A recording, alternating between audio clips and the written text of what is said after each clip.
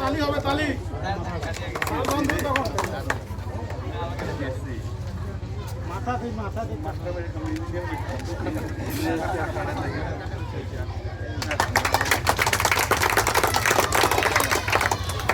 মোহাম্মদ লুৎফর রহমান চৌধুরী, অধ্যক্ষ Azaria school and college.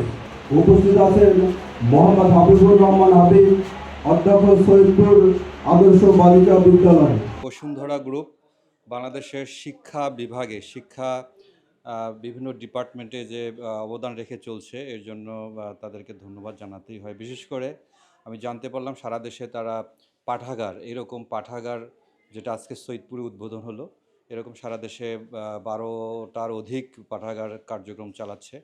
একটা পাঠাগার একটা দেশের শিক্ষা বিস্তারে অনেক বড় ভূমিকা রাখে, আমরা এটা জানি। তো সেইখানে বসুন্ধরা গ্রুপ যুক্ত আছে, পাঠক তৈরি করছে এবং জাতি গঠনে ভূমিকা রাখছে।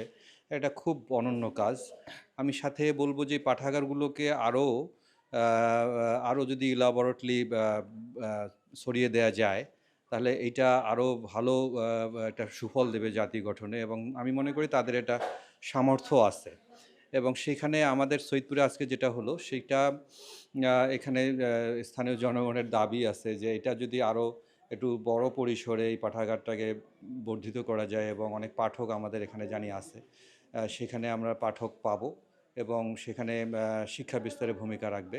আমরা জানি সৈয়দপুর একটা শিক্ষানগরী, এখানে অনেক শিক্ষার্থী আছে এবং এই অঞ্চলে বিশেষ করে রংপুর ডিভিশনের অন্যান্য এলাকা থেকে ভালো ছাত্রছাত্রীরা এখানে পড়তে আসে। তো এই রকম জায়গায় এরকম একটা পাঠাগার আরও ইলাবরেটলি হয়, বিস্তৃতভাবে হয়, তাহলে এটা ভূমিকা রাখবে শিক্ষা বিস্তারে। তো আমি বসুন্ধরা গ্রুপকে ধন্যবাদ এবং কৃতজ্ঞতা জানাই। এরকম একটা প্রতিষ্ঠান শিক্ষা বিস্তারের ভূমিকা রাখছে, এখানে তারা কাজ করছে এবং আমি আশা করব এরা বাংলাদেশে আরও ভালোভাবে বিস্তৃত পরিসরে এটা কাজ করবে এবং জাতি গঠনে শিক্ষা বিস্তারের ভূমিকা রাখবে।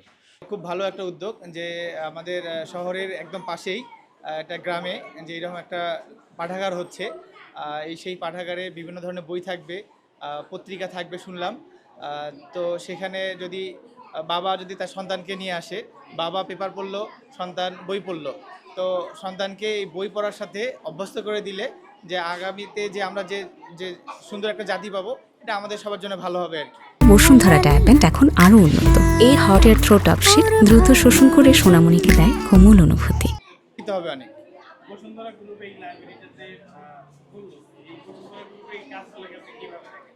যে এটা অবশ্যই ভালো যে বসুন্ধরা তারা একটা মাল্টি ন্যাশনাল কোম্পানি, তারা যে শিক্ষা কার্যক্রমকে মানে উন্নতির দিকে বা সামনে এগিয়ে নিয়ে যাওয়ার জন্য তারা যে এখানে ফান্ডিং করে বা সহায়তা করে, এটা আমাদের সবার জন্য ভালো।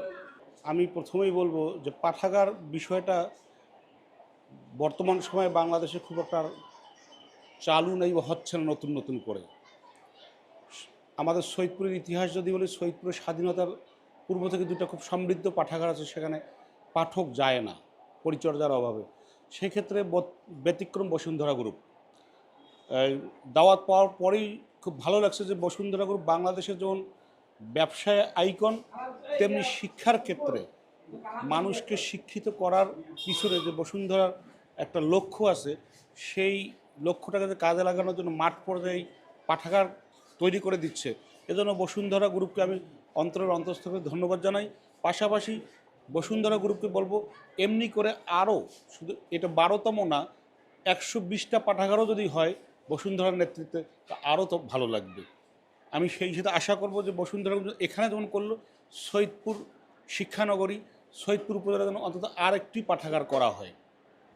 পাশাপাশি বাংলাদেশের আরও প্রত্যন্ত অঞ্চলে যেন বসুন্ধরা গ্রুপ তার এই শিক্ষা কার্যক্রমটা চালিয়ে যায়, মানুষকে শিক্ষার আলোয় আলোকিত করবে বসুন্ধরা গ্রুপ। যেমনি করে বসুন্ধরা গ্রুপ তার ব্যবসায় সারা বাংলাদেশে সমৃদ্ধ, তেমনি করে শিক্ষার ক্ষেত্রে যেন বসুন্ধরা গ্রুপের একই সাথে নামটা চলে আসে যে শুভ বসুন্ধরা গ্রুপ শিক্ষার ক্ষেত্রে যথেষ্ট অবদান রাখছে। এটাই আমরা ভাবতে চাই।